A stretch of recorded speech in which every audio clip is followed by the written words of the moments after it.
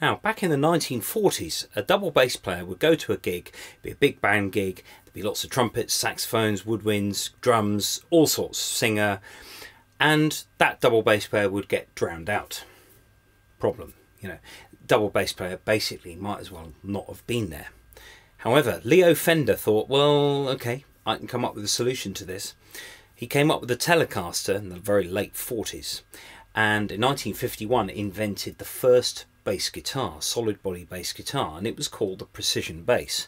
Why is it called the Precision? Well, double bass is just a fingerboard, and this has frets, so you can get the precise notes. So essentially this is the sort of guitar version of a classic double bass. And all of a sudden the bass player could be heard, and the balance of the band was restored.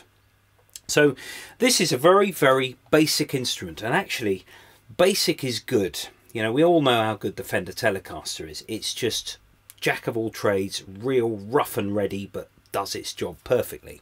Similar with this. Now we've got one pickup here. I know it looks like there are two, but actually this is in two halves. The E and the A string, which are the lowest strings pitched wise, the pickup is slightly offset so that you get a deeper sound, and then the G and the D, which are the higher notes, are offset slightly this way, giving a much more sort of middly sound. The overall result is that you get a balanced sound.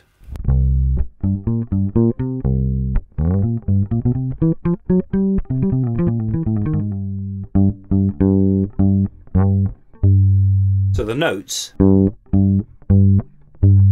get progressively more bassy as you move up the strings. So that same note, the G,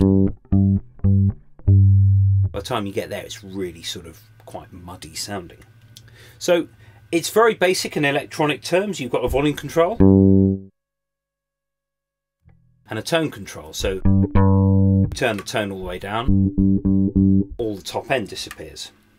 Now, Fender, I think, made a slight mistake with this in that the plastic scratch plate continued to incorporate the jack plug, and it's always been the weak point on a bass. Now, at a gig once, somebody stepped on my lead as I was turning round and cracked the entire bit of plastic. So I did what Fender have done on all of their other guitars, is to have a piece of metal that the jack plug is attached to. So that's the reason it looks a little bit rough and ready. I'm not very good at looking after my stuff, as you can see. This is a 2003 bass, but essentially it shares the same design as the bass, this particular model that came out in the late 50s.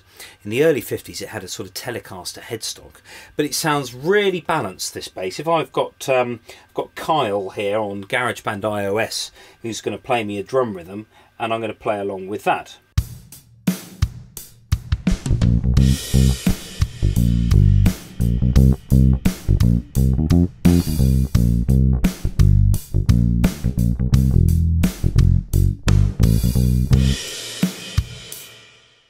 It's a very balanced tone, there's not too much of anything. I started my bass playing with things like the Hohner B2A, which was like the headless sort of Steinberger copy. That was an active bass. And then I had a Washburn bass, which was also active bass and treble. And it was very much that sort of fashion in the 1980s to have lots of top end on the bass. But it just gets, I think, sometimes gets in the way of the song, whereas a Fender Precision will always just be that jack of all trades, really nice, balanced, lots of mid-range in addition to the low end.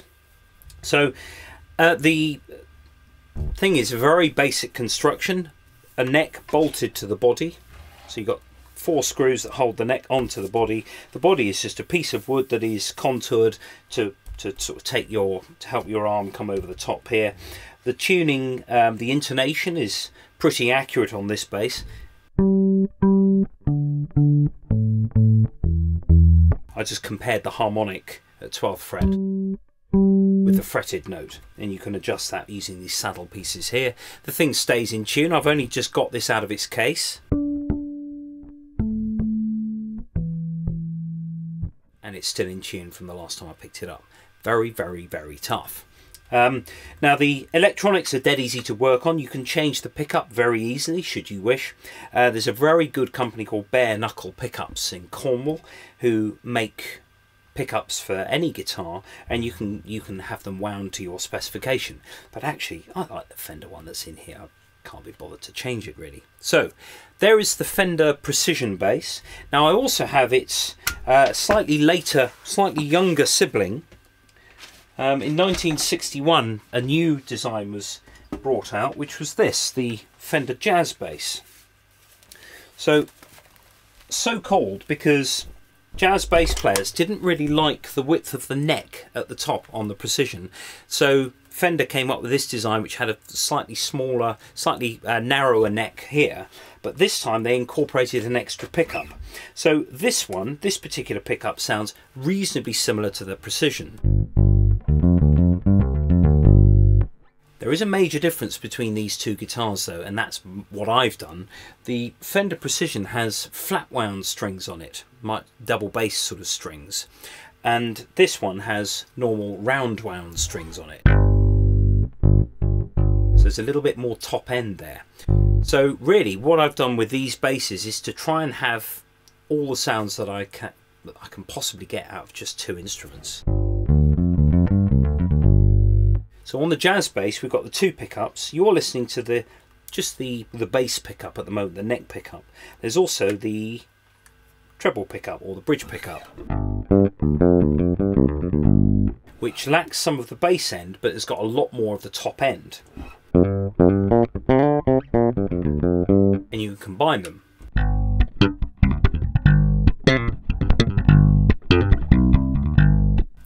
And then a master tone.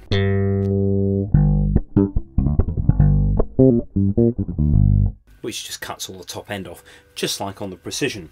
We've got a similar thing here, adjusting the height of the strings and also the intonation. And really, bass strings are quite tough things. I'm always quite gentle with the sort of doing that slap bass. So the strings on my Precision have been on there 10 years, and on this one probably 5 years. I don't plan on changing them really. The only real sort of problem is that you lose a bit of the top end. But you know, we're dealing with passive instruments, and when you're playing for a song, you really want to be very sensitive. You've done your job essentially if the engineer or the producer hasn't really noticed you. You only get noticed if you're doing something wrong, really. Or if there's something really flashy that somebody goes, ooh, but you don't want to be too flashy with a bass. You want to put stuff down that is really, really basic stuff, you know.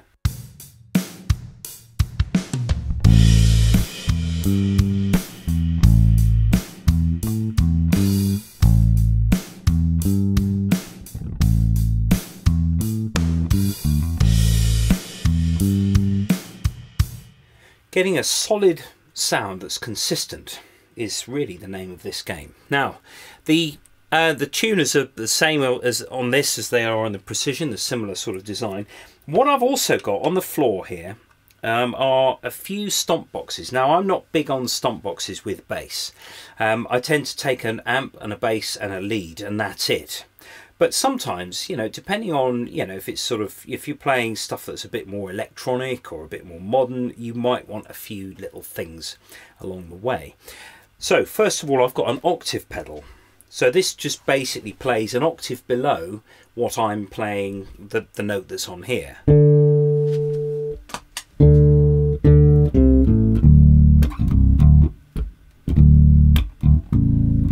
We don't need no education. So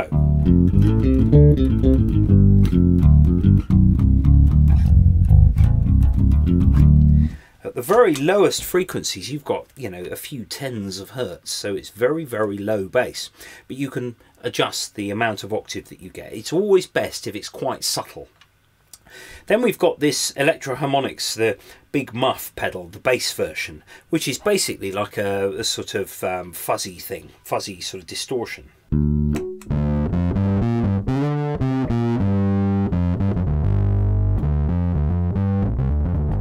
So it gives you a lot of sustain. Then we've got the bass synthesizer. This is the Boss SYB5, which essentially takes a note from your bass and it will make a synthesized version of it mixed in.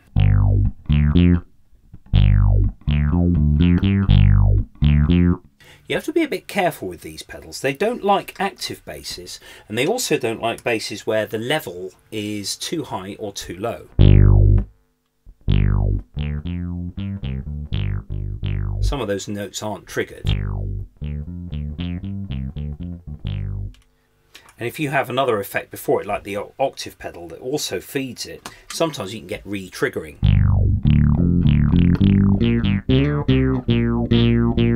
Because it's also listening to two notes at once. Well, that is two notes that are the same but an octave apart, and it sort of gets a bit confused. Then we've got like an automatic sort of wah thing, which is quite nice for bass sometimes.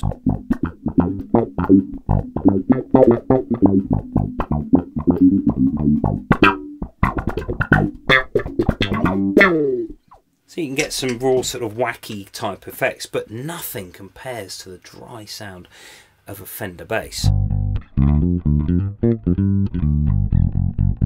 It's all balanced, there's enough top end, there's enough bass end, more importantly there's loads and loads of mid-range. So when you're mixing a Fender bass along with a kick drum, actually it's really easy because the mid-range of that bass sits very nicely above the very low end, which is your bass drum. So there are my two basses. I basically play these most of the time. Occasionally something, but there might be a fretless, you know, like a jazz gig or something, or an acoustic bass if I'm out and about. But really, these two, the Fender Precision and the Fender Jazz Bass, really you should have at least one of them.